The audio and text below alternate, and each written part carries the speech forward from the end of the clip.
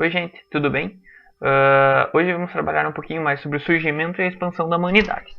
Antes que eu possa entrar nessa matéria em específico, espero que todos estejam bem, tá? Que tenham se adaptado ou comecem a se adaptar a esse período tão incomum que a gente tem vivido e saibam que logo as coisas vão melhorar, beleza? Então vamos lá.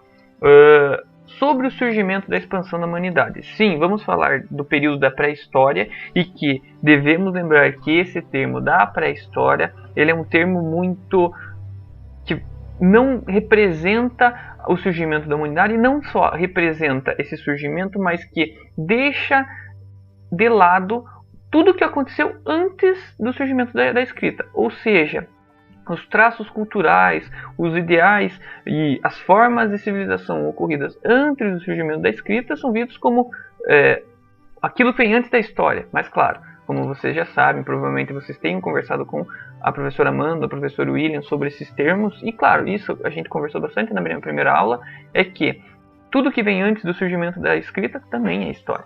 Tá?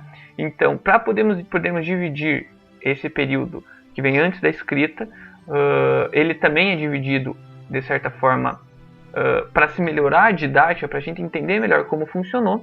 E eu volto a falar dele, porque provavelmente a professora Amanda trabalhou ele sim em sala. Eu volto a falar dele, porque é uma coisa que vai ser muito útil para entender o processo e o surgimento das primeiras civilizações na América, na África e na Ásia, certo? Antes de mais nada, para que a gente possa entender esse processo, esse surgimento e essa expansão da humanidade na Terra e, claro, América, África e Ásia, é importante entender que o período do Paleolítico, ele é um período de 3 milhões de anos antes de Cristo até mais ou menos 10 mil antes de Cristo. O que ocorre?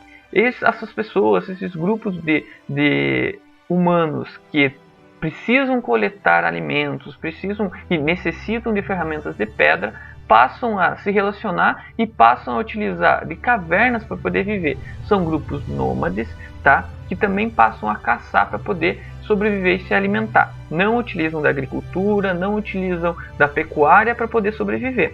Tá? Outras estruturas que eles passam a utilizar, sim, é o fogo. Tá?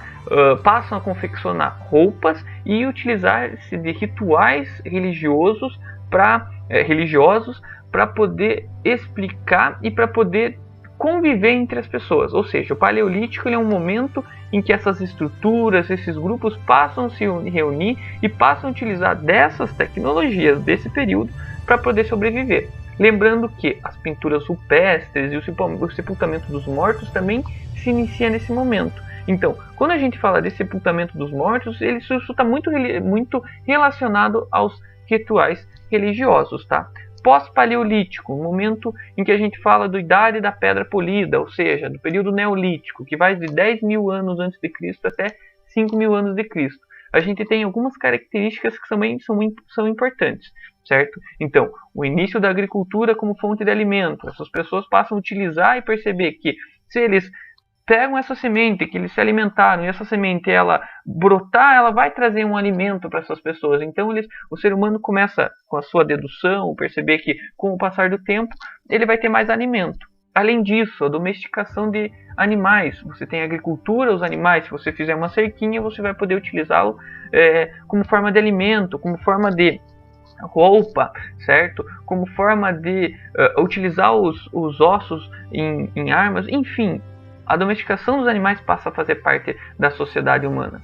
Outra coisa, se você tem a agricultura, que você precisa ficar parado, esperando para que esses alimentos cresçam, eles se desenvolvam. Se você tem a domesticação dos animais, que eles precisam engordar, eles precisam de crescer para poder prover esses alimentos, ou o que provém deles, certo? Você também precisa de um adeamento, você precisa se estabelecer numa região para que essas tecnologias, isso que você utiliza para alimento, cresça também. Então, para esse aldeamento ele fazer parte e ser tão importante, você precisa protegê-lo, certo? Porque existem outros grupos nômades que vão tentar dominá-los, certo? E sim, essas ferramentas elas vão começar a ser utilizadas não só com pedra, e esse processo a gente vai entrar no período da Idade dos Metais. Mas antes disso, no período Neolítico, a gente também fala sobre um surgimento do artesanato, uma idealização da sociedade, utilização de objetos que possam ajudar o homem. A cerâmica, a tecelagem, os cestos vão fazer parte desse processo de expansão e povoamento, certo? Outra coisa, falamos da Idade dos Metais, 5.000 anos antes de Cristo até mais ou menos o surgimento o surgimento da escrita em 4.000 antes de Cristo. E que assim agora o uso de metais para caçar, porque a caça aos animais continua, a coleta também, mas além delas existe a agricultura e a pecuária também. E por fim, o surgimento da escrita.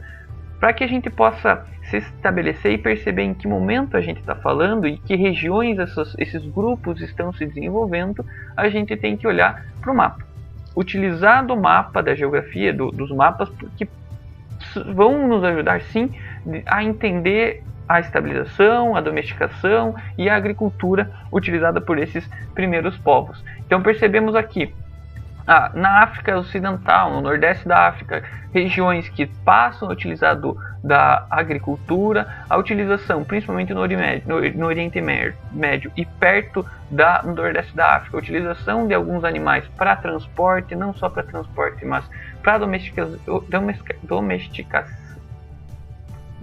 domesticação desses animais. Na Ásia Central, a utilização sim do camelo, no Himalaia de alguns iaques, alguns animais, enfim. Conseguimos perceber na América também a domesticação dos animais e também a agricultura, certo? Para que essa organização humana fique clara para nós, a gente tem que entender que ele é um processo dessas sociedades que eu venho falando agora, e sim, necessita de uma sedentarização, um momento de que esses grupos de pessoas, grupos de seres humanos precisam se sedentarizar ou utilizar do sedentarismo para poder sobreviver. Nesse momento em que se utiliza da terra, se utiliza da água para poder sobreviver. Além disso, quando você utiliza da agricultura, a sua terra, a sua propriedade privada que você está plantando, você necessita de instrumentos ou necessita de itens que vão fazer com que essa organização humana não seja mais nômade, não dependa mais só do nomadismo, certo? Então, quando você tem uma agricultura, quando você tem a pecuária, você agora necessita da propriedade privada. Quando você utiliza de rituais para agradecer o solo que você tem, ou agradecer aos astros, ou à natureza, a tudo aquilo que tem em sua volta, a religião passa a fazer parte dessa organização humana. Além da religião e da propriedade privada, o crescimento populacional, quando você tem alimento e água em abundância, sim, o ser humano tende a crescer a quantidade de pessoas, certo? Então, quando você deixa só de ser um grupo e agora você passa a ser uma sociedade com pessoas, e agora sim, essas pessoas passam a necessitar de troca de produtos, porque muitas regiões têm certos produtos que outras não têm. Então, algumas civilizações, algumas sociedades passam a ter contato uma com as outras e que vão sim influenciar no surgimento da escrita.